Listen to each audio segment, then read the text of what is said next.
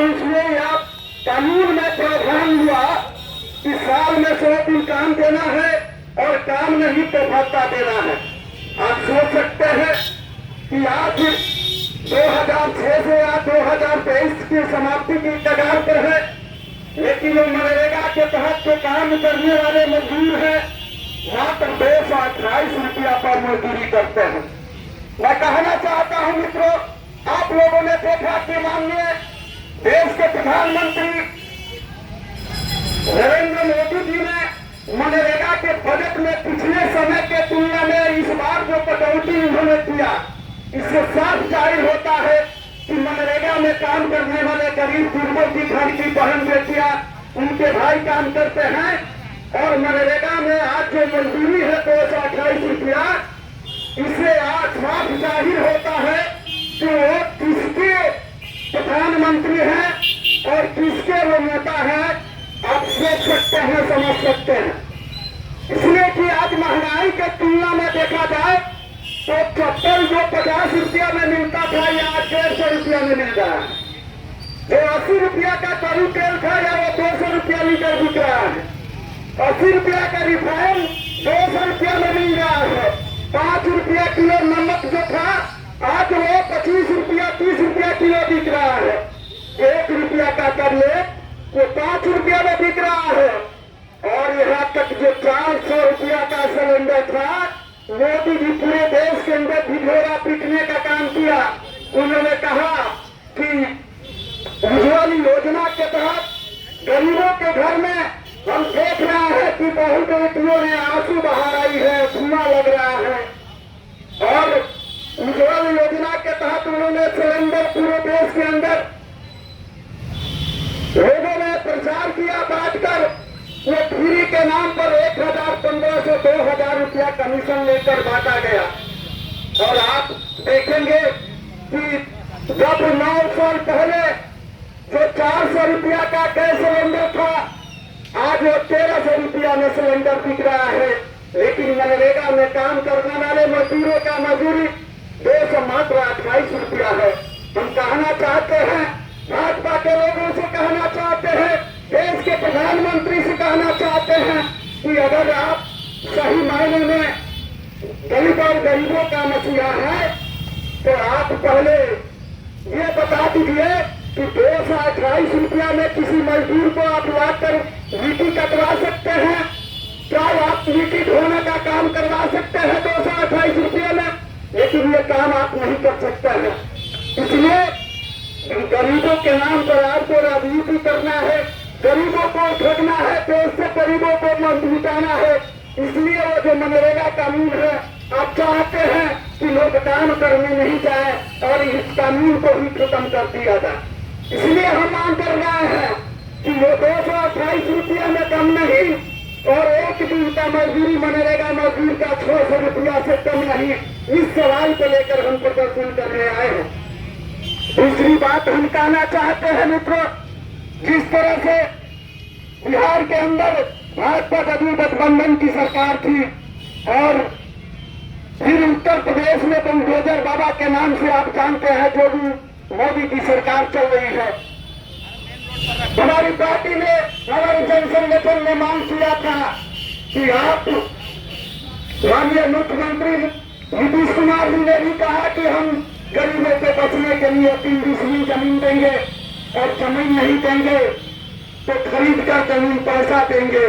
लेकिन आज तक गरीबों को जमीन नहीं मिला है और जो जहां बसे हैं उनको पर्चा तक नहीं दिया गया है। और उत्तर प्रदेश के बुलडोजर बाबा के इशारे पर यहाँ के जो प्रशासनिक है, जो यहाँ के प्रशासन है, उनका आज भी दिमाग जो है वो भाजपा के ही दिमाग में उलझे हुए हैं और भाजपा के जरिए ये बुलडोजर गरीबों के घर पर चलाया जा रहा है, उठाने का काम किया जा रहा है।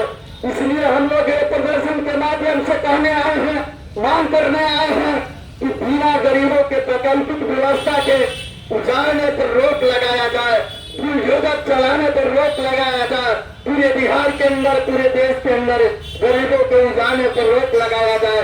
इस सवाल को लेकर हम लोग आज प्रदर्शन के माध्यम से मांग करने आए हैं।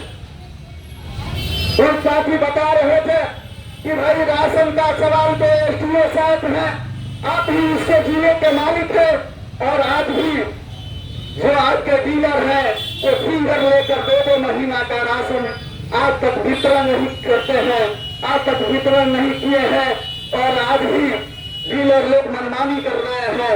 इसलिए हम लोग सड़कों पर आंदोलन कर रहे हैं, सड़कों पर आवाज उठा रहे हैं।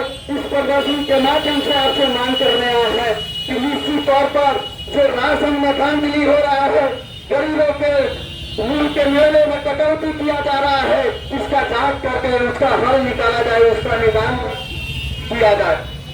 इसलिए आज देश के सामने जो संकट है, इस संकट के बारे में आज देश की महंगाई जो चरम सीमा पर है, ये महंगाई भी आज महंगाई से तमाम जनता त्रस्त है।